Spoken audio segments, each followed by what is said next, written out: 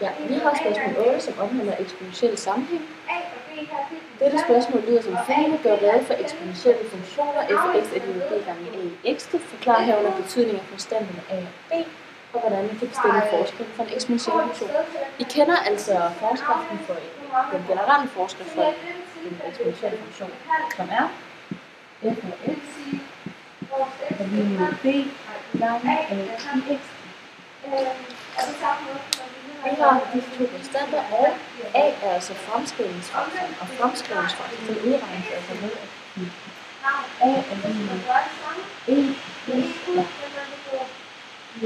r her, det er altså vækstraten, og vækstraten udregnes ved at trække 1 fra vores fremskrivningsfaktor.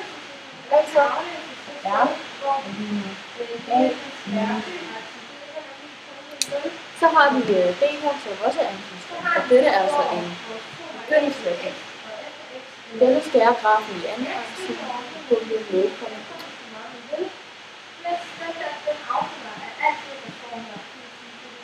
Og dette har vi et lille bevis for. Vi har altså den generelle forskrift, som er f af x er lige med b gange x. I stedet for indsætter vi tallet 0 på x's plads, og vi får følgende. F af 0 er lige med b gange a. Det at vi opløfter i tal i eksponent til 0, bliver dette altså 1, altså b gange a. Tilsvarende er. Er vi givet to punkter, kan vi altså udregne disse to konstanter med to forskellige former. Altså, vi kan udregne fremskrivningsfaktoren a ved at sige a er lige med x1 minus x2 minus x1, så er det kvadratruden, og så i 2 divideret med Gør vi vores tal ind i denne formel, får vi altså et tal. Dette tal kan vi altså bruges til at udregne begyndelsesværdien b.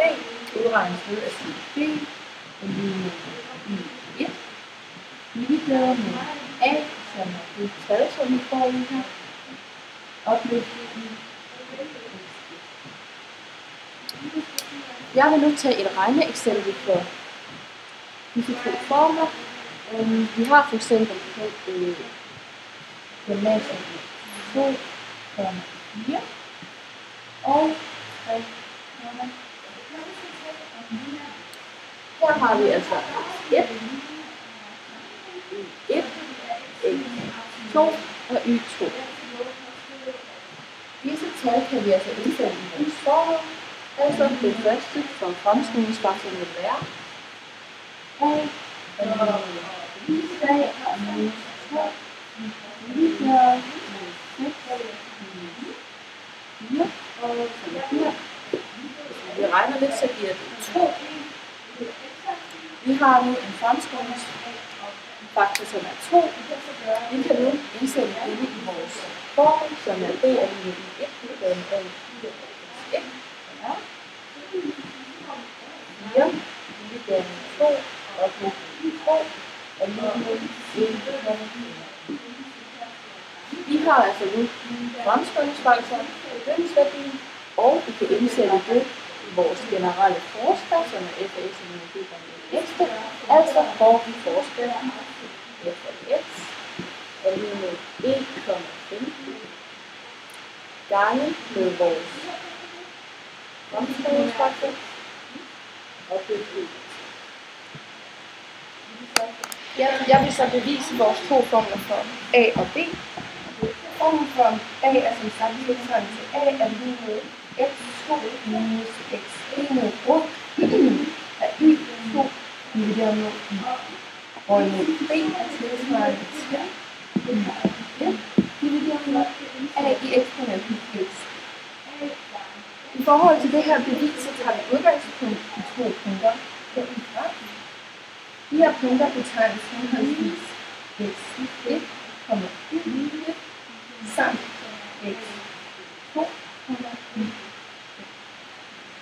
Ud fra de her punkter så opskriver vi forskriften i forhold til den generelle forskrift for eksponentiel sammenhæng. Og de her to forskrifter kan vi så til at vide, at y2 er tilsvarende til y gange a hvorimod y1 er tilsvarende til b gange a i x. Se, de to forskrifter, der dividerer med hinanden, og vi opnår herved, at y2 dividerer med y1 er tilsvarende til b gange a i x, dividerer med b gange a i x. Ud fra den her brønd, så går b'erne ud med hinanden.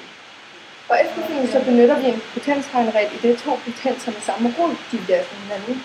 Det vil altså sige, at a i eksponenten pi dividerer med a i eksponenten pi er tilsvarende til a i eksponenten pi minus pi. Det benytter vi i forhold til vores brønd og opnår dermed, at y2 dividerer med y1 er tilsvarende til a i eksponenten x og 2 minus x. Ud fra det her, så isolerer vi a ved at tage den x2 minus x1 rod på begge sider af lighedstegnet, og vi opnår dermed vores formel for a, som er tilsvarende til x2 minus x1 med rod af y2 divideret med y1. I forhold til beviset for formel for b, tager vi udgangspunkt i denne forskrift, som sagt lyder y1 er tilsvarende til b gange a i x. Her isolerer vi b ved at dividere med a i eksponenten x på begge sider af lighedstegnet. B er dermed tilsvarende til y1 divideret med a i x. De her to konstanter, de har betydning for grafens udseende, som sagt, så har b betydning for, hvor grafen skærer anaksen. I forhold til de generelle akser for eksponentielle sammenhæng ses ud af første akse absolut vækst, hvorimod der op af anden akse ses relativ vækst. I forhold til a, så ses af det, at a er større end y, så er grafen voksende i hele x-intervallet, og der er dermed tale om positiv vækst, hvorimod hvis a er mindre end y, så er grafen aftagende i hele x-intervallet, og der er dermed tale om negativ vækst. I det f og x går mod 0, går x mod uendelig, og x-aksen er dermed asymptote til grafen. Det var alt, der med eksponentiel sammenhæng.